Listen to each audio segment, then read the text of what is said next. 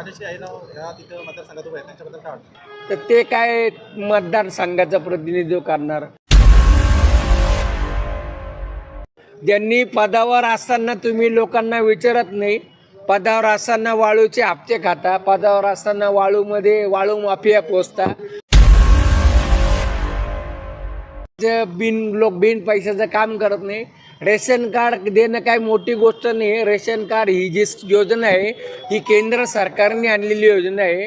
Food security act Manmohan सिंगने आणला, त्याच्यामुळं दारिद्र्याच्या खालच्या लोकांना धान्य मिळतं.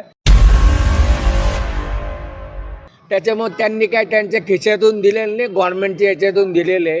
त्यांनी स्वतः ट्रक एखादा वाटला असता तर आपण समजला असतो रायश्री आयर्यांनी लय रेशन कार्ड वाटलं आणि धान्य वाटलं.